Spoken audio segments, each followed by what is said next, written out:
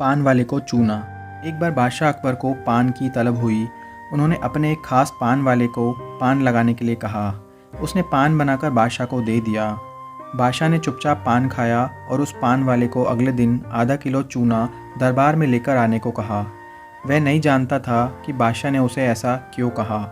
वह चुपचाप चूना लेने बाज़ार चला गया। उसने दुकानदार से आधा किलो चूना मांगा। दुकानदार ने उससे पूछा कि इतना चूना क्यों खरीद रहे हो। उसने बताया कि किस तरह उसने बादशाह को पान दिया था। दुकानदार को समझते देर न लगी कि कुछ गड़बड़ है। उसने पान वाले को समझाया कि दरबार में चूना लेकर जाने से पहले बहुत सारा घी पीकर जाना। उसने सलाह मानकर वैसा ही किया और दरबार में जाने से पहले खूब सारा घी पी लिया। दरबार में पहुंचने पर बादशाह ने उसे सारा चूना खाने को कहा। वह हैरान रह गया।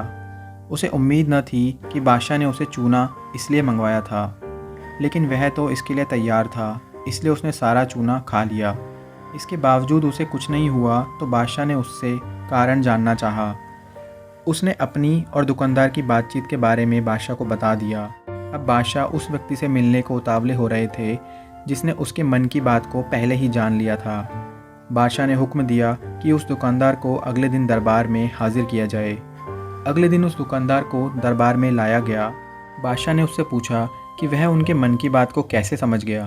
तब दुकानदार ने कहा, हुजूर, जब यह आदमी मेरे पास चूना खरीदने आया था तो मैंने इससे पूछा कि इतने चूने का क्या करोगे। मुझे इसने बताया कि इसने आपको पान बनाकर खिलाया और फिर आपने उसे चूना लाने का हुक्म दिया। तब मुझे समझते देर न लगी कि ज़रूर गलती से इससे पान में चूना थोड़ा ज़्यादा लगा दिया होगा, जिससे बादशाह के मुंह में छाले हो गए होंगे और इसी का एहसास करवाने के लिए आपने इससे चूना मंगवाया। मैंने इसे सलाह दी कि दरबार में जाने से पहले घी पीकर जाना, जिससे अगर तुम्हें चूना खाना भी पड़े तो उसका असर कम हो जाएगा। यह दुकानदार और कोई नहीं, बीरबल ही थे।